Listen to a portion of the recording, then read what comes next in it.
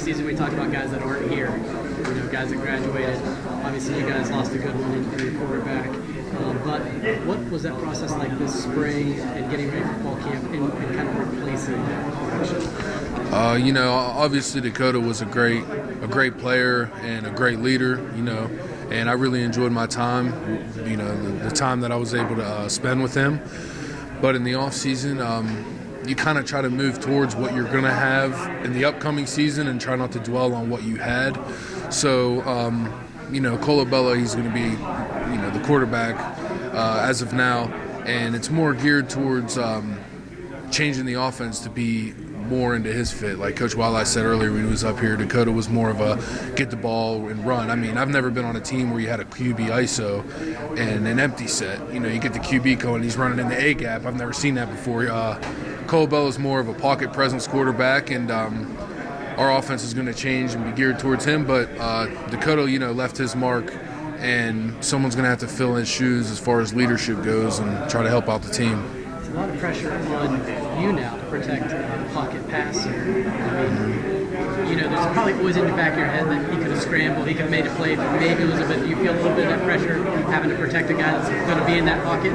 Actually, personally, I love a quarterback that has great pocket presence and stays in the pocket. For me, as an offensive lineman, I enjoy that because, if the pocket's there, I want you to stay in it because I don't have eyes in the back of my head.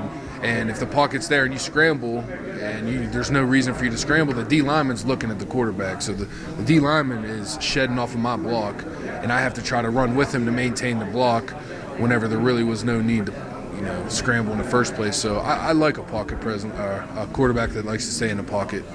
Coach talked about, I think in the spring, being kind of more of a run first, establish the run kind of team this year. That's got to make an offensive lineman really happy too. Tell me a little bit about that. Yeah, I love running the ball. I think any offensive lineman loves running the ball, but I think it's really important to establish the run in any game. It keeps the defense on their toes. They never know what you can do or what you're going to do. And if we establish the run successfully, I think that we're going to be a hard football team to beat. And I'm hoping that's the goal we all have.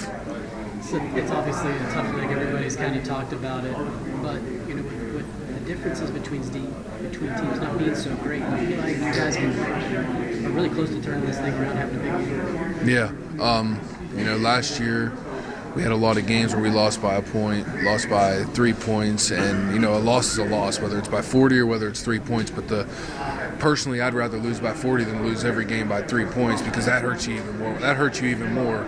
And but we're looking at the positives as a team. The main goal is to just finish. I mean, there's 2-3 different plays that could be the difference between beating the best team in the conference and losing to the best team in the conference. And our mindset is just to get over that hump and win as many football games as we can. All right, man.